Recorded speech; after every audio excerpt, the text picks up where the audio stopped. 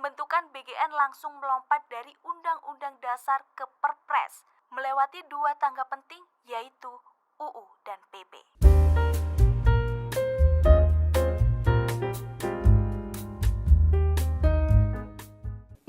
Pas pertama datang MBG itu senang gitu, bisa ke bagian MBG juga kan, biasanya nonton dari TikTok kebagian. Pas udah keracunan jadi gak mau berharap lagi ada MBG lagi, maunya di stop aja. Ada sesuatu yang aneh dalam sistem hukum kita. Sebuah lembaga baru bernama Badan Gizi Nasional, BGN, tiba-tiba lahir lewat Peraturan Presiden Nomor 83 Tahun 2024. Sekilas terlihat sah-sah saja. Presiden memang punya wewenang membuat perpres. Tapi ketika ditelusuri lebih dalam, ternyata ada lubang besar dalam dasar hukumnya. Lubang yang membuat keberadaan BGN jadi pertanyaan serius. Apakah kita sedang menyaksikan bentuk baru dari penjajahan regulasi?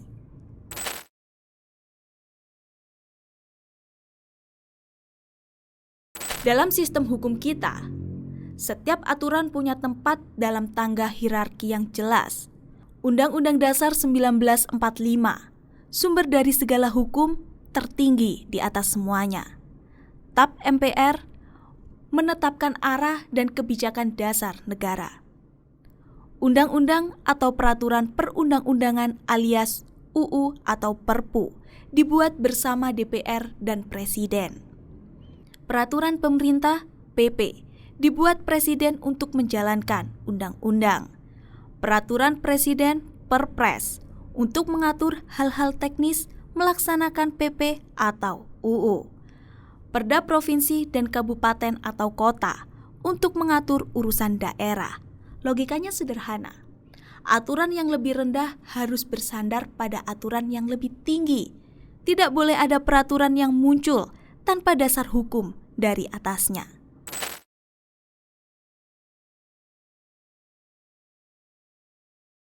Masalah muncul di sini. Perpres nomor 83 tahun 2024 tentang Badan Gizi Nasional dibuat tanpa ada undang-undang atau peraturan pemerintah yang menjadi dasar. Artinya, pembentukan BGN langsung melompat dari Undang-Undang Dasar ke Perpres, melewati dua tangga penting yaitu UU dan PP. Padahal, Pasal 7 Ayat 1 Undang-Undang Nomor 12 Tahun 2011 tentang pembentukan peraturan perundang-undangan sudah jelas mengatur urutan itu. Dengan kata lain, BGN lahir dari jalur pintas hukum, bukan lewat mandat undang-undang, tapi lewat keputusan sepihak eksekutif.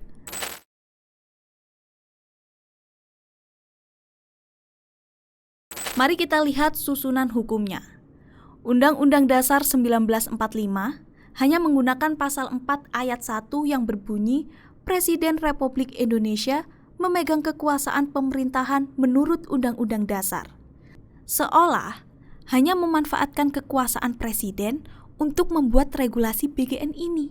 TAP MPR, kami belum menemukan yang relevan untuk urusan gizi.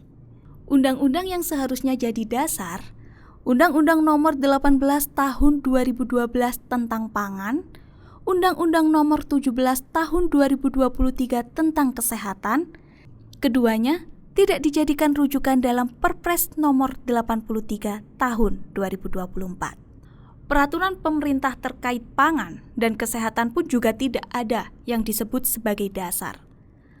Langsung Perpres Nomor 83 Tahun 2024. Jadi, secara hukum, Perpres ini berdiri ngambang di udara. Tidak ada jembatan legal yang menghubungkannya dengan undang-undang maupun peraturan pemerintah di atasnya.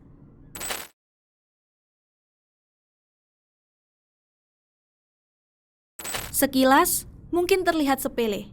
Cuma lembaga baru soal gizi. Tapi, dalam sistem hukum, ini presiden serius. Ketika presiden bisa membuat lembaga baru tanpa dasar undang-undang, maka kewenangan legislatif DPR terpinggirkan. Inilah yang disebut para ahli sebagai bentuk penjajahan regulasi, yaitu ketika kekuasaan eksekutif memperluas wilayah hukumnya tanpa izin dari konstitusi. Lebih berbahaya lagi, tindakan seperti ini bisa membuka jalan bagi lembaga-lembaga baru lain yang juga lahir tanpa dasar. Hari ini mungkin soal gizi, besok bisa soal ekonomi, sosial, bahkan keamanan.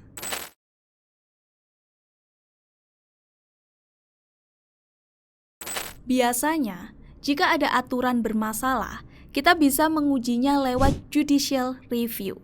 Mahkamah Konstitusi berwenang menguji undang-undang terhadap Undang-Undang Dasar 1945. Mahkamah Agung berwenang menguji peraturan di bawah undang-undang terhadap undang-undang. Tapi, dalam kasus BGN, JR jadi sulit dilakukan. Kenapa? Karena Perpres ini tidak punya undang-undang induk untuk dibandingkan. MK tidak bisa memeriksa karena yang diuji bukan undang-undang terhadap Undang-Undang Dasar 1945. MA pun kesulitan karena tidak ada peraturan di bawah undang-undang terhadap undang-undang yang dijadikan dasar pengujian. Akibatnya, Perpres ini kebal dari pengawasan hukum formal. Itu seperti membuat aturan di wilayah abu-abu hukum. Tidak bisa disentuh, tapi mengikat semua orang.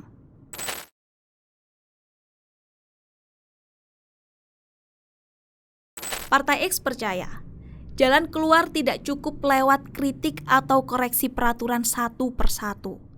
Kita butuh pembaruan mendasar pada sistem ketatanegaraan. Itu hanya bisa dicapai lewat amandemen Undang-Undang Dasar 1945, bukan untuk mengulang masa lalu, tapi untuk mengembalikan semangat aslinya bahwa negara ini berdiri dari, oleh, dan untuk rakyat. Sebelum bicara amandemen, bangsa ini perlu berhenti sejenak dan bermusyawarah dengan akal sehat serta hati yang jernih. Partai X mengusulkan dibentuknya Musyawarah Kenegarawanan Nasional sebagai forum kebangsaan yang melampaui kepentingan jangka pendek, di mana musyawarah ini harus melibatkan 4 pilar utama bangsa, kaum intelektual, rohaniawan, budayawan, atau tokoh adat, dan TNI Polri. Itu tadi video dari kami. Jangan lupa like, comment, and subscribe. Dan kami Partai X pamit. Kami ingin satu bangsa, satu kemajuan.